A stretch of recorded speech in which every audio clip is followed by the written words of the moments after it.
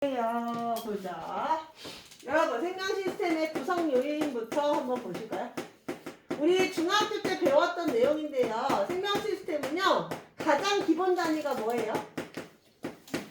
가장 기본 단위 뭐야? 세포야, 세포. 세포는 모양이 다 똑같이 생겼을까요? 아니야. 그치? 무엇에 따라 모양이 다르죠? 하는 역할. 그치? 기능에 따라 모양이 다양합니다. 그러면 모양이 같은 것끼리 모이면 우리는 그 세포 덩어리라고 부르거든요. 그걸 뭐라고 부르냐면 조직이라고 불러요. 근데 주의하실 거, 조직은 형태가 있다 없다? 없어. 조직은 형태가 없어. 그냥 세포 덩어리야. 여러분 살점 많이 뜯으시잖아요. 그 살점이 조직이야. 세포가 뭉쳐있는 거. 그러면 뜯는 거에 따라서 형태가 다 다르잖아. 그래서 규칙적인 형태가 없습니다. 그런데 식물은 조직이 너무 많아서 하는 일이 비슷한 것끼리 묶어. 그걸 우리는 조직계라고 해요. 그래서 조직계는 누구만 있냐면 식물만 있어요. 동물은 조직이 다양하지 않거든요. 근데 식물은 다양해서 하는 역할이 비슷한 것끼리 묶어서 하나의 형태인 기관을 이렇게 만듭니다. 기관은 형태가 있어요. 형태가 있습니다. 자, 식물은 기관이 총 몇 개? 기본으로 아셔야 돼요. 식물은 기관이 총 몇 개? 5개밖에 없어. 식물 여러분이 아는 기관 얘기해볼까요? 뿌리, 그렇지. 뿌리, 줄기, 잎, 꽃, 열매. 이렇게 5개예요.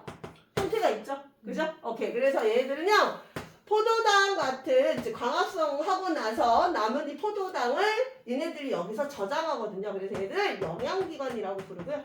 영양기관. 꽃과 열매는 자손을 번식하는데 꼭 필요하죠. 그래서 생식기관이라고 부릅니다. 여기까지 여러분이 상식적으로 아셔야 돼요. 문제에서 중간중간 나옵니다. 그래서 기관은 식물은 5개밖에 없으니까 기관계를 만들 필요가 있다 없다? 없다. 근데 동물은 기관이 너무 많아. 심장부터 해가지고 너무너무 많아. 그래서 하는 역할이 비슷한 것끼리 묶어서 우리는 기관계를 만들어요.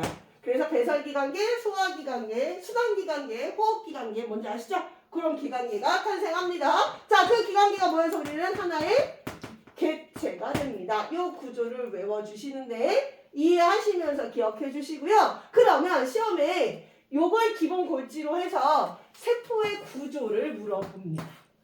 세포의 구조 우리 중학교 2학년 때 배웠습니다. 그런데 고등학교 때는 그거보다 조금 더 디테일하게 배우게 됩니다.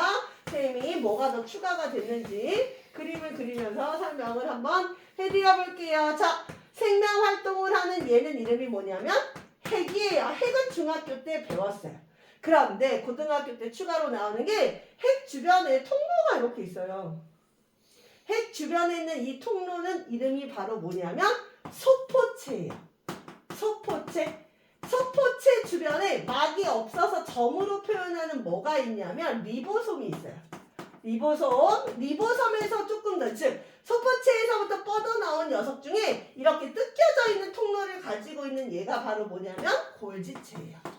즉 소포체, 리보솜, 골지체는 고등학교 때 배우는 내용입니다. 그리고 그 옆에 들어가면 보시면 이건 아실 거예요. 광합성을 하는 뭐가 있죠? 광합성을 하는 거 뭐 있어요?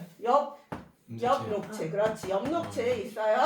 그리고 호흡을 할 수 있게끔 도와주는 케첩 뿌린 것 같은 이런 모양. 자, 얘가 바로 미토콘드리아예요. 오케이. 미토콘드리아 엽록체도 시험에 잘 나오니까 기억해 주시고 하나 더. 노폐물을 저장하는 뭐도 있냐면 액포까지 설명을 해드릴게요. 그리고 외곽에는 세포벽이 있고요. 그리고 안쪽에는 뭐가 있냐면 세포막이 있습니다. 세포막. 자, 그러면 가장 기본적인 것부터 질문 한번 해볼게요. 식물에만 있는 거 불러. 엽록체. 그리고 식물에만 있는 거 엽록체. 그리고 세포벽. 오케이. 그래서 동물은 형태가 규칙적이지 못해요. 그치요? 식물만 규칙적이에요. 그래서 엽록체하고 세포벽은 뭐만 있냐면 식물만 있어요.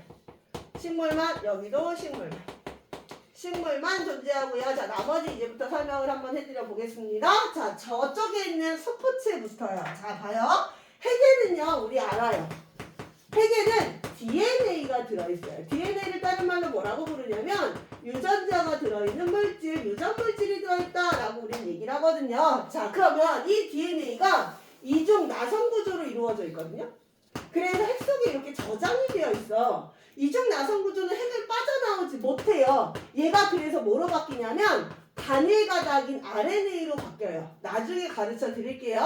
DNA가 RNA로 바뀌어서 RNA가 바깥쪽으로 빠져나옵니다. 그러면 이 RNA가 내가 여러 가지 단백질을 만드는 레시피를 가지고 있는 거예요, 얘가. 그러면 그 단백질을 어디서 만드냐면, 잘 봐. 단백질을 어디서 합성하냐면 리보솜에서 합성을 해요. 그러면 얘가 단백질을 만들었잖아요. 그 만들어진 단백질이 소포체로 이동을 합니다.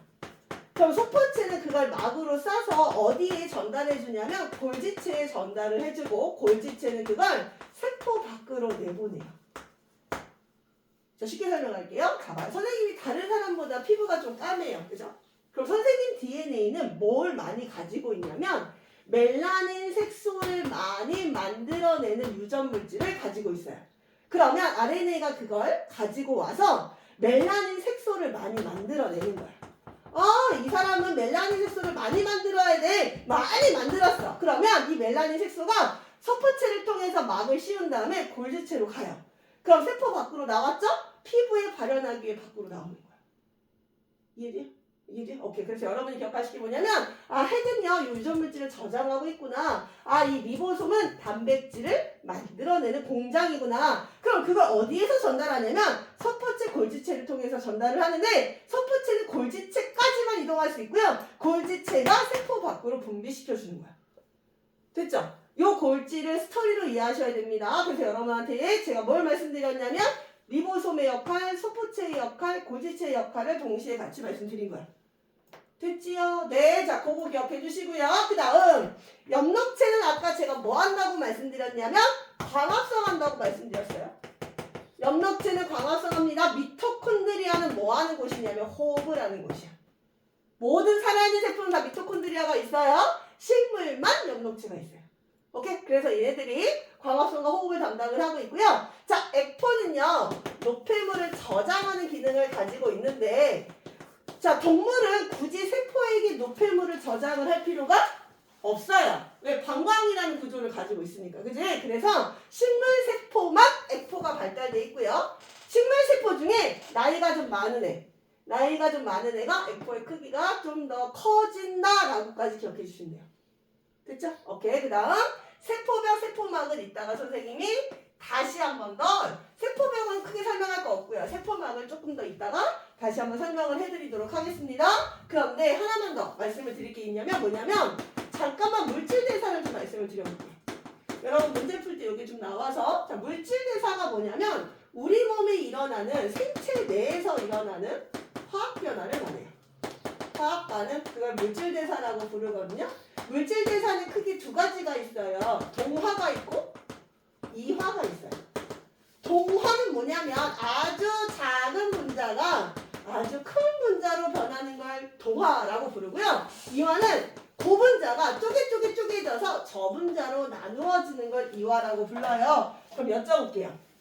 저분자가 고분자로 되려면 에너지를 먹어야 돼, 버려야 돼? 먹어야 돼, 그치? 그래서 얘는 에너지를 흡수해요. 그래서 만약에 물질 대사가 아니고 화학 반응을 예를 든다고 하면 동화작용은 무슨 반응하고 똑같냐면 흡열 반응하고 똑같아요. 열 에너지 흡수하는. 근데 얘는 고분자가 저분자로 돼야 돼. 그럼 에너지를 먹어야 돼, 버려야 돼? 버려야죠. 오케이. 에너지가 방출돼야 돼요. 그래서 에너지를 발생시킨다라고 해서 얘를 발열 반응이라고도 불러요. 오케이. 그럼 여쭤보겠습니다. 이 물질 대사가 어디서 일어나냐면, 결론부터 말씀드리면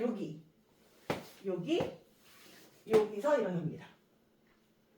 엽록체, 미토콘드리아, 리보솜 이렇게 일어나는데요. 자, 지금부터 여쭤볼게요. 동화작용은 이 셋 중에 누굴 것 같아요? 엽록체, 미토콘드리아, 리보솜 중에 누가 동화작용을 할까?